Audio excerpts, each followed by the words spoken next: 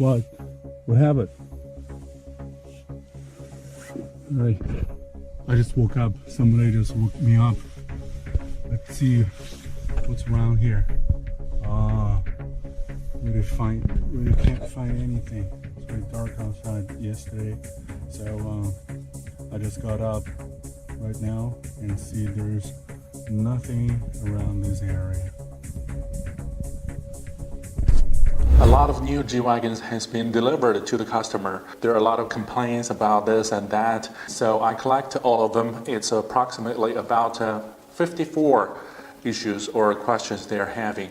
It's just like a poker cards. I've made these poker cards to illustrate what the problems are. Let's just do a little bit Mythbuster time.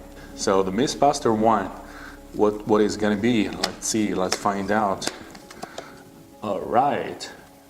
It seems we got the first issue is the engine oil.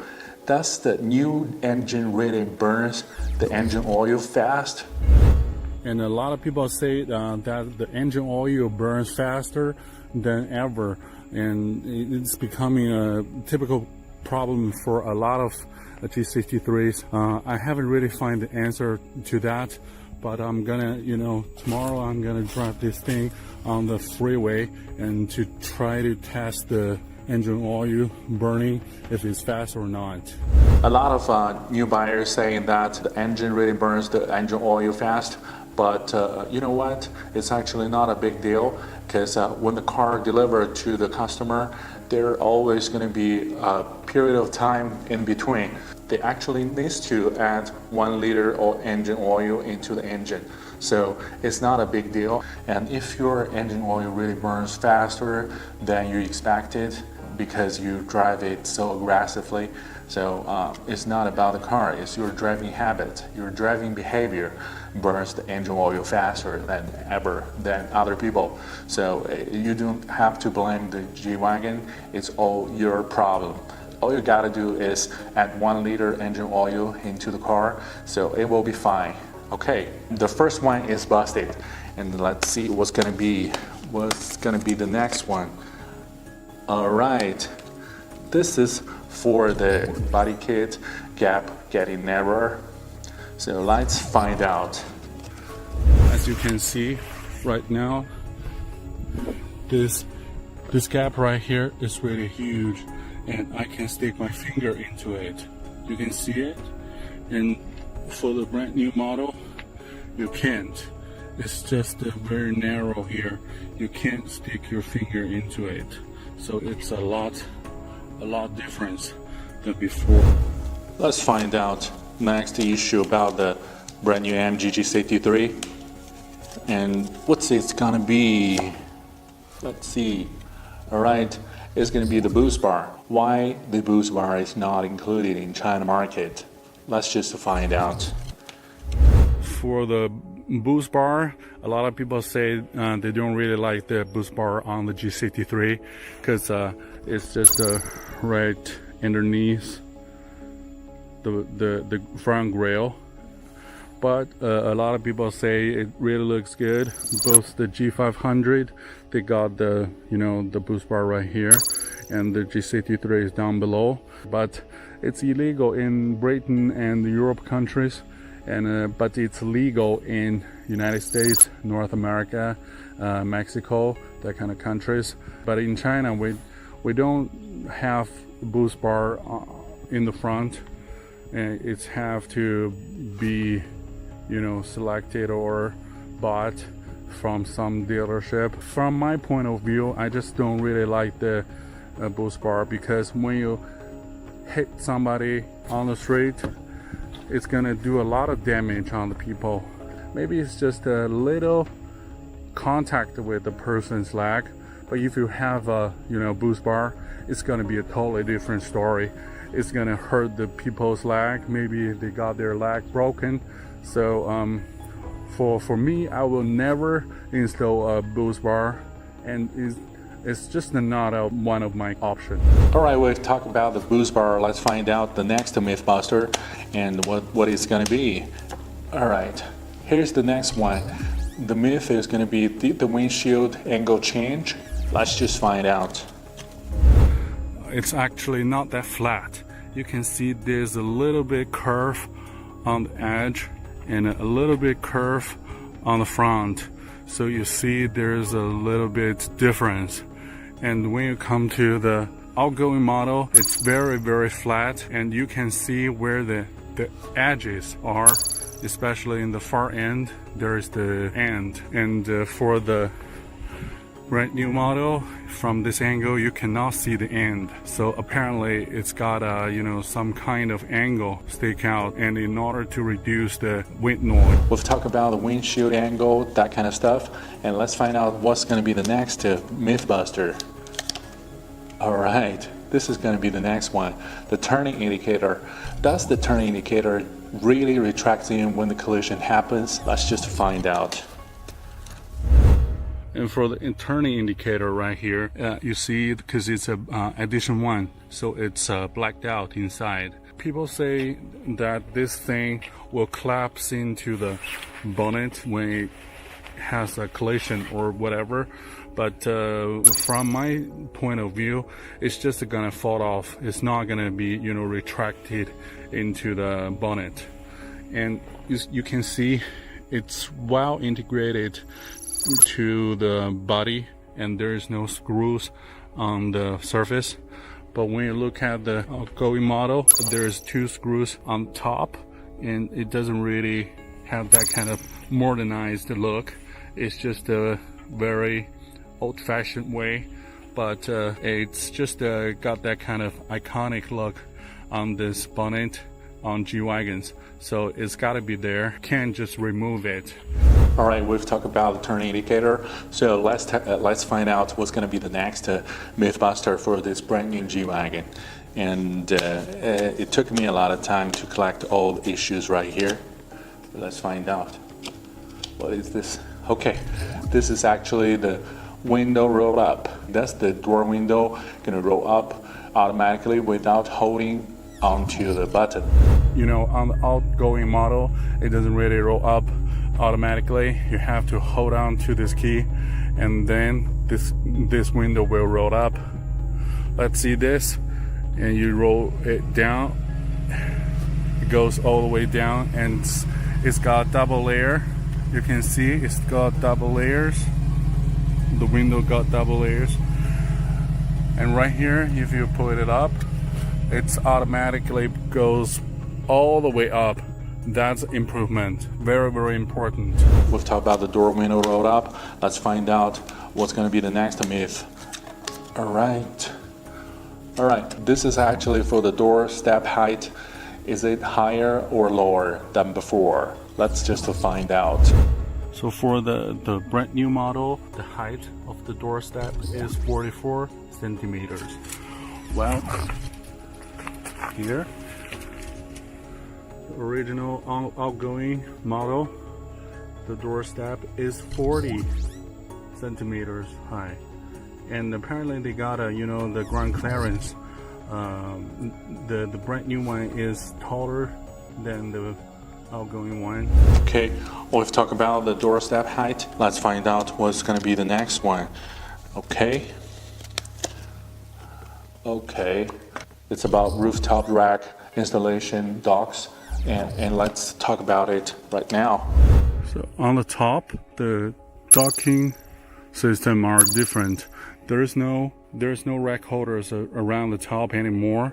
It just changed into this docking area. They got 6 docking, so it's totally different.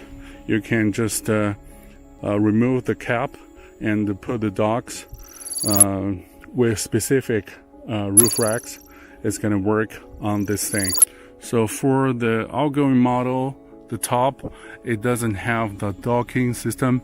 It only have those rack holder, just like this. All right, we've talked about the roof rack installation docks. Let's find out what's going to be the next. All right, this is for the rear door hydraulic bars. It's just a bar underneath the rear door for the brand new model. So let's just find out what's that for. Well, this is the old one. The old one, they only have one little latch over here, So this is the old one.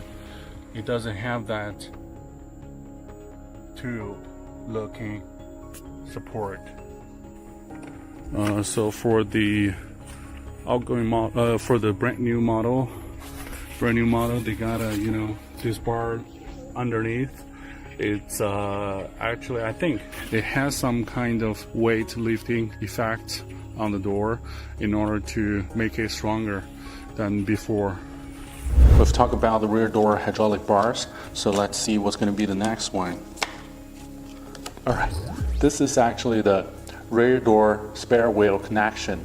Alright, let's talk about this. Alright. Connection between the rear spare tire and the body, car body, the rear door is stronger and is different. It seems like they've already upgraded into a new connection here. While the outgoing model, this is just the traditional looking connection to support the spare tire on the rear door. All right, well, we've talked about the rear door spare tire connection. Let's see what's going to be the next one. All right, it's not going to be a lot, but we're going to talk. Okay, this is actually the rear view camera, the backup camera. Let's talk about this. All right. And for the backup camera, the outgoing model, the camera is on the top of the rear window, and it's just a stick out of the rear door, and you can see it's kind of really looking down, pointing down. While the new model here, you see, this is the backup camera, and I don't know what to say. People just love this feature, but what I'm gonna say is when you drive in the water, you can't just pass the water, pass the river directly in one time. Sometimes you gotta stop in between and maybe in the middle, and you want to back up a little bit. But when you back up a little bit, the camera will stick out, and when you go forward, it will close up. And once the water gets inside, it's a camera, come on, it's electronic stuff. When the water gets inside, it's gonna be, you know, humid and a lot of steam coming up into the camera. So I think it's gonna damage the camera, even it's a water resistant. Who knows, it's electronic, right? So there is a point when they put the backup camera on top, you know, when you drive in the water and you're stuck in middle, and you can back up and you can go forward. There is no problem with that. But once you put the, you know, the backup camera in here, it's gonna be a problem when you're back up in the water, and I will definitely get some water inside, and you have to remember to clean it up every time when you back up in the water. So it's a kind of like a, you know, difficult thing for people to remember all this when they drive all the way back to home. Let's see what's going to be the next issue we're going to talk about. All right, here we go. This is the serious issue about this brand new Amg G63. Let's talk about the price markup. Actually, we can't blame Mercedes-Benz for the price markup, because it's just not something that Mercedes-Benz would like to do. It's actually down to the dealership. The dealership really wants to do the markup stuff for this G63 or G class, because there's just not a lot of models for, you know, Mercedes-Benz dealers to actually can put price markup to it. When we talk about the GLE, GLA, GLC, all those SUVs, you're not gonna have you know, markup price for that. All you gotta do is just give you know, discount to the potential buyers from the dealership. So I think for the G63, the dealership is trying to make the most money out of it. So they try to make a lot of price markup to this a specific model. For the G63 model, they're asking for like a 700,000 RMB for the markup price, but I think it's pretty good because there is 320,000 RMBs for the luxury goods tax actually, and the rest of the money, which is approximately 400,000 RMB, is actually for the price markup, or 300,000 RMB for the price markup. So basically, it really depends on how willing that you're going to buy the brand new model. If you actually have no car, or you have a lot of cars in your garage and you just want to buy it, that'll be fine. But you know, for this kind of price markup, you're not supposed to buy it right away. You gotta wait. You know, for 300,000 RMB, you can actually do a lot of things. You know, going abroad, or you know, buy some gadgets, electronic stuff, or you know, do an MBA course in Tsinghua University or Beijing University. There are a lot of opportunities that you can bring much more value to this 300,000 RMB rather than and pay it to the dealership. So that's just basically my thoughts over the price markup. So what do you think about the price markup, especially for those people in the United States, North America, or you know, in the European country or Germany? What do you guys think about this price markup thing? Is there any price markup situation on this particular G model? I'd love to know the price markup situation in your country. And this guy got 585 horsepower, 850 newton meters of torque, and this guy can do 0 to 62 miles or 0 to 100 in 4.5 seconds. That's really fast. When you floor the thing, you know, the head just goes up a little bit, and it's just amazing to see this kind of heavyweight car can actually have this kind of gesture when it accelerates. So it just got great performance and acceleration, that kind of stuff. And this is the thing that cannot get away with from your mind. All right, we've did a little bit comparison between those two cars, and what I'm going to do is actually to jack up those two cars in the air and to see what's underneath, what's the difference between the outgoing model G63 AMG and the brand new AMG G63. And I think it's going to be a lot of difference because the torsional stiffness has been enhanced by 55%. Weight has been reduced for like 170 kilogram, and that's going to be very, very interesting to see what's underneath, which part is aluminum and which part is steel, especially for this kind of engine power, which is 585 horsepower. That's a lot of power, and if you want to embrace this power in the ladder frame, you got to have a strong ladder frame, the body and everything. It's going to be very interesting to see this. Otherwise, you know, if you have these kind of 585 horsepower, you don't have a strong structure, the power will just turn up this whole thing. All right, let's just jack those cars up and see what's underneath it.